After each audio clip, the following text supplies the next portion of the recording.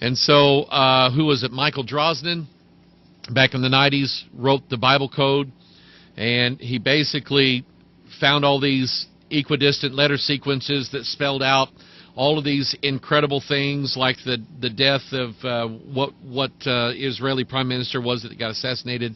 Was it Rabin, I think, or something like that? But here's what it is. They said that the Torah, you take the Torah and the letters of the Torah, and you make like a cylinder out of the Torah, okay? And this is a poor example, but if you tighten the cylinder a little bit, then certain letters here line up with certain letters here. And if you loosen it a little bit, then the sequence is longer. And they say, like, in a certain area of Scripture, you'll find a Hebrew letter here, and you count to the seventh Hebrew letter, and then there's another one there, and you count 7 more, and there's another one there, and that gives you a word or something. Here is one of the issues that I have with it. For those of you who know anything about Hebrew, you know that by and large Hebrew does not have any vowels. It is primarily consonants, with the exception of aleph at the beginning. Even hey is sort of a consonant. It's like the letter H. It is okay, but it doesn't have any vowels built into it. Not like the Roman alphabet, not like English, and so on.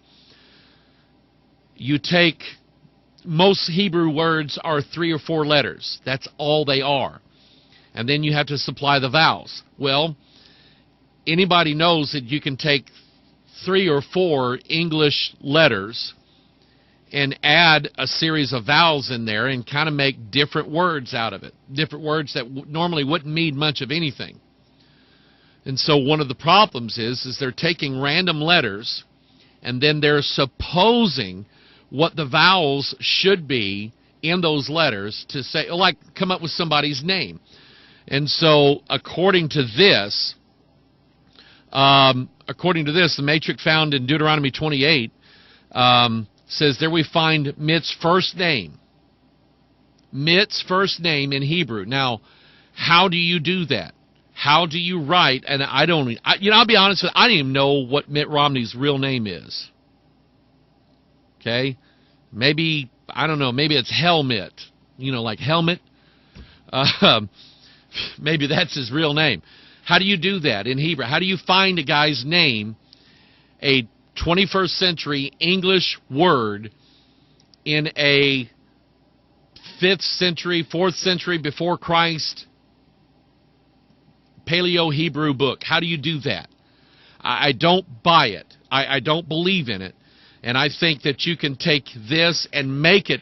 This is one of the things where you can make it say whatever you want to say, is what I'm telling you. So I don't buy this whole Torah code thing. But there are people who are just, and I know that, there's some guy that a friend of mine told me about, that he's written several things, and you know, I can't say yay or nay, but I just don't buy into all this stuff. When I say that I am King James only, that's what I am. I have one authority here. I do not speak or read Hebrew. I don't talk it. I cannot call somebody in Tel Aviv and have a conversation with them in Hebrew. I can't do it. I have no idea what those letters are whatsoever. I can read what's in this book in front of me. I can read this. I don't know if I ever said this on the air. Somebody sent me an email, and they said that they had heard me say, you know, open up your can of King James. They said, we don't really find that in the Bible. Where did you come up with that from? And they were just asking a legitimate question.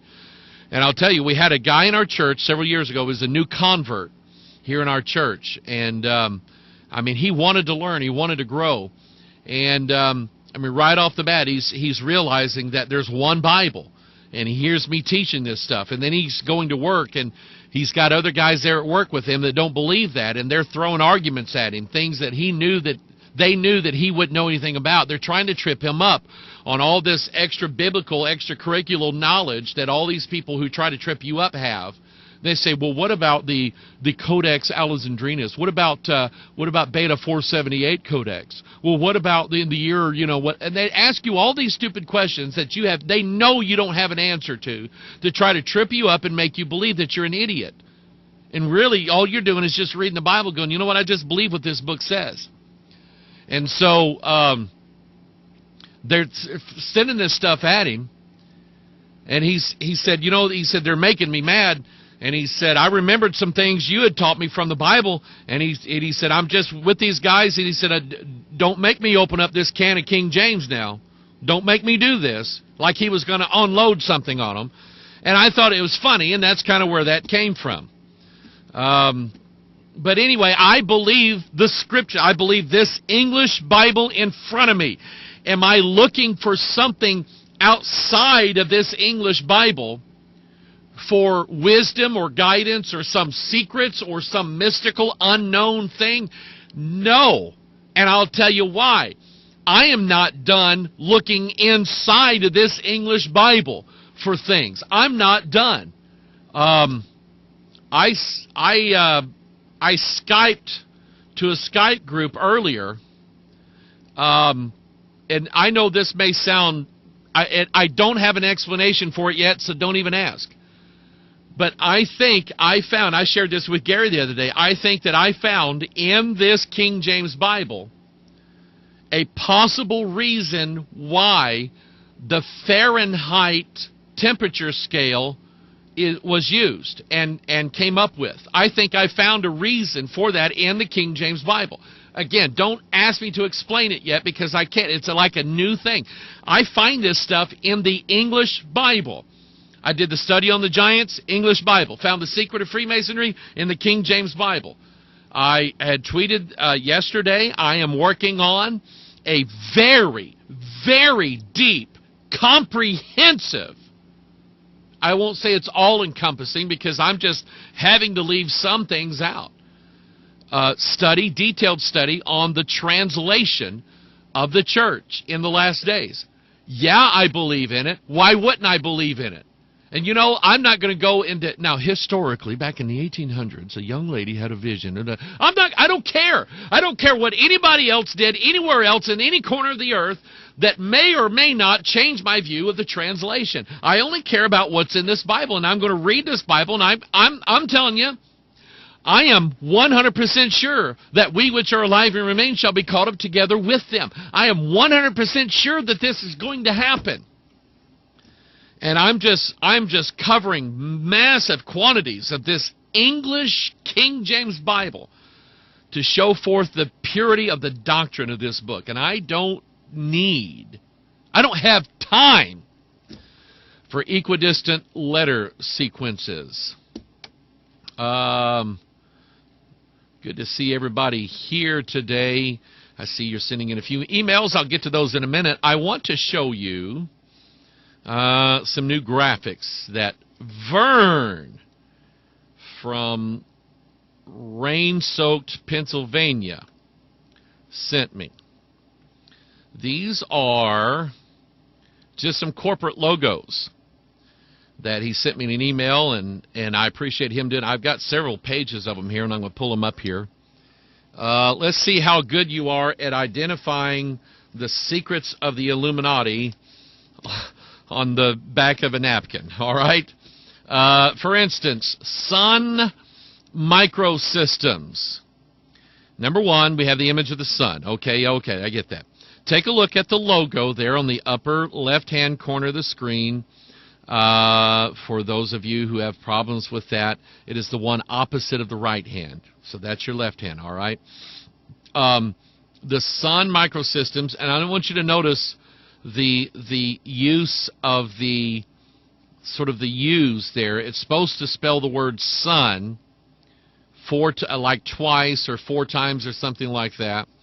But notice that they are a series of opposites in this little, and technically what you have, if you look at the white center and the white lines in the middle, you basically have a, what is that, a swastika. So you have opposites here. Look at the Vista symbol, the letter V and the letter A. You have two pentagrams, one pointing up, one pointing down. The V and the A pointing up and pointing down. The letter S is opposites. You have there on the bottom there, new, the word new. I don't know what company that is. But notice the mirror image there. Formula One. You have an opposite here. Things like the F sticking into the one. Brighter logic. I'm not sure of the design of the logo. You know what? If you turn the Brighter Logic logo, the little blue thing, it's on its side. If you turn it up, rotate it clockwise, you'll see the letter G from Freemason. That's pretty interesting. I just now see that. And then below that, the connect symbol. So you have the human thing.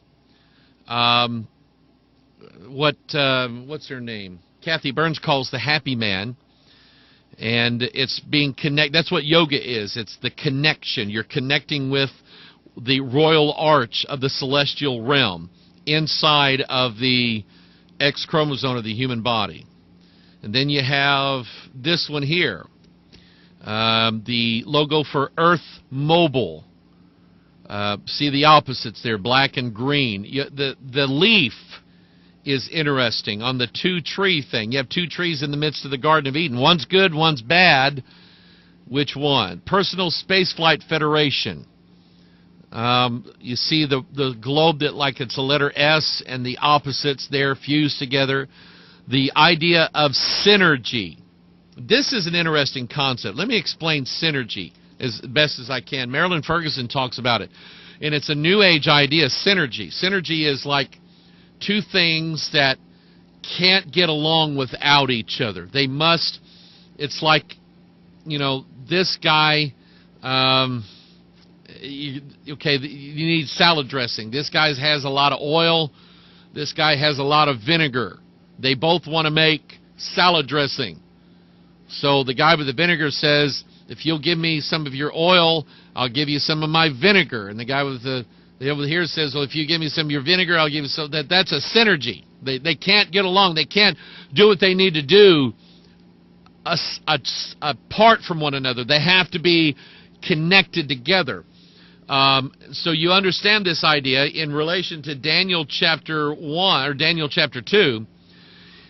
And basically, essentially, you have three rings here that are synergized. They are fused together, and they cannot exist without each other. They cannot do it. They cannot survive. They cannot thrive. I am asking the question, why do the fourth kingdom, why does the fourth kingdom, this kingdom of spirits, why do they feel like they have to mingle themselves with the DNA of man? I'm not sure that I understand that, but I think there is a biblical reason for it. Help me look for it. But that's what synergy is. And then somebody noticed this on it was like a banner ad on a website. This is obviously for some TV show, CMW, Criminals, Most Wanted. And you see the pentagram there with wings on it.